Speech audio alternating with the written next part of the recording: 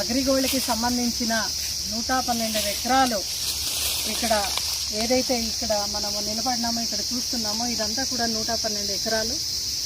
ఈ అగ్రిగోల్డ్ అనేది గతంలో మనం చూసినాము. ఈ అగ్రిగోల్డ్ ల్యాండ్స్ అన్నీ కూడా బాధితులు ఎక్కడ కూడా బాధపడకూడదు అని మన ఎక్స్ సీఎం గారు జగన్మోహన్ రెడ్డి సారు బాధితులకు 10,000 20,000 దాకా వాళ్ళందరికీ కూడా ఏదైతే వాళ్ళు పోగొట్టుకున్నారో నమ్ముకొని అగ్రిగోల్డ్ని అవన్నీ కూడా ఆయన ఇవ్వడం మనం చూసినాం.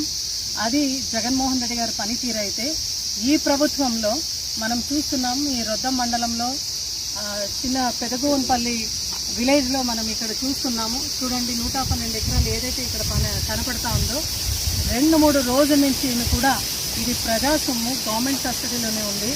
ప్రజాసొమ్ము ప్రజాధనము ఇట్లా పెద్ద పెద్ద చెట్లన్నీ కూడా దొంగలు పడి ఇవన్నీ కూడా కోస్తున్నారు. ఏ ఒక్క ఫారెస్ట్ ఆఫీసర్ని అడిగితే వాళ్ళు పర్మిషన్ ఇవ్వలేదంటున్నారు. డిస్ట్రిక్ట్ ఫారెస్ట్ ఆఫీసర్ డిఎఫ్ఓ గారు కూడా దీనిపైన ఖచ్చితంగా కఠినమైన చర్యలు తీసుకోవాలి.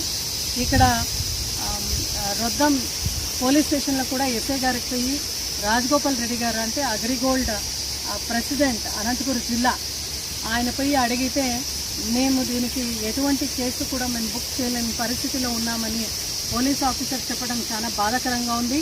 ఇక్కడున్న విఆర్ఏ గారు కూడా మాకు తెలీదు అని చెప్తున్నారు. విఆర్ఓ అయితే నేను ఇంకా ఛార్జ్ తీసుకోలేదు అంటున్నారు. ఎంఆర్ఓ గారు అయితే మాకు సంబంధం లేదు అంటున్నారు. అంటే ఈరోజు సవితమ్మ ఈ ఇలాకాలో మంత్రిగా ఉన్నారు. ఆమె అండదండలతో ఇక్కడ ఎవరు ఎటువంటి చర్యలు చేస్తున్నారు అనేది ప్రజలందరూ కూడా గమనించాలి. ఈరోజు కూటమి ప్రభుత్వం టీడీపీ వాళ్ళకి అడిగేవాళ్ళు ఎవరు లేరు.